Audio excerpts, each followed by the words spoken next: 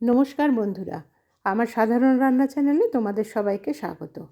আজ আমি সকালের জলখাবারে রোজ রোজ যেহেতু রুটি ভালো লাগে না, সেজন্য মাঝে মাঝে একটু অন্যরকম খাবার হলে ভালো লাগে। আজ আমি সুজির উপমা তোমাদের সাথে শেয়ার করব। আমি কিভাবে সুজির উপমা বানাই সেটা তোমাদেরকে দেখাচ্ছি। প্রথমে কড়াইয়ে তেল দিয়ে সাদা তেল দিলাম, তার মধ্যে সর্ষে, শুকনো লঙ্কা আর একটা তেজপাতা 2 টুকরো করে দিয়ে দিলাম। এবারে তার মধ্যে আমি তেলটা যখন হালকা হালকা গরম হলো সেই সময় আমি দিয়ে দিলাম কিছুটা বাদাম। আর এদিকে আমি কিছু সবজি কুচিয়ে ভেজে রেখেছিলাম।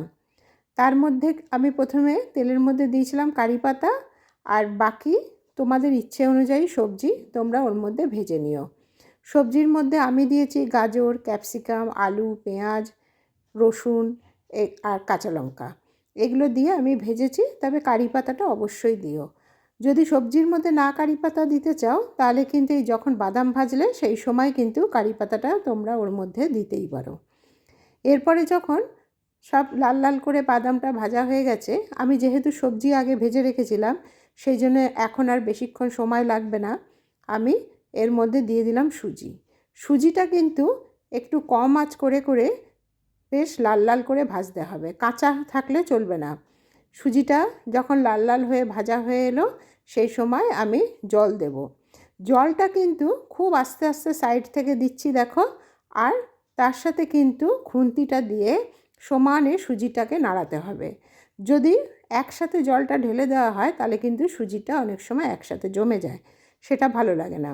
সেজন্য জলটা দিতে দিতে সুজিটাও খুন্তি দিয়ে সমানে নাড়িয়ে যেতে হবে।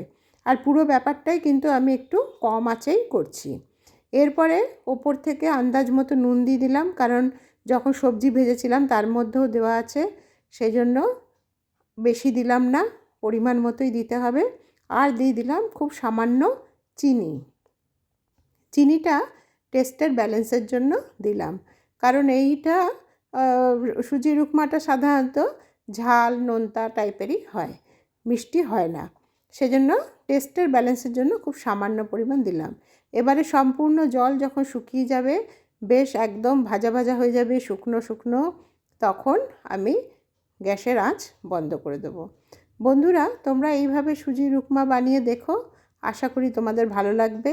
আর ভালো লাগলে অবশ্যই আমাকে কমেন্ট করে জানিও, লাইক করো, শেয়ার করো। আর এর মধ্যে কিন্তু আমি একটা কথা বলতে ভুলে গেছি, আমি কিছুটা কিশমিশও ব্যবহার করেছি, কিশমিশও দিয়েছি এর মধ্যে। দেখো, দেখতে কিন্তু বেশ ভালো হয়েছে, আর খেতেও কিন্তু খুবই ভালো লাগে। তোমরা সকলে খুব ভালো থেকো, সুস্থ থেকো।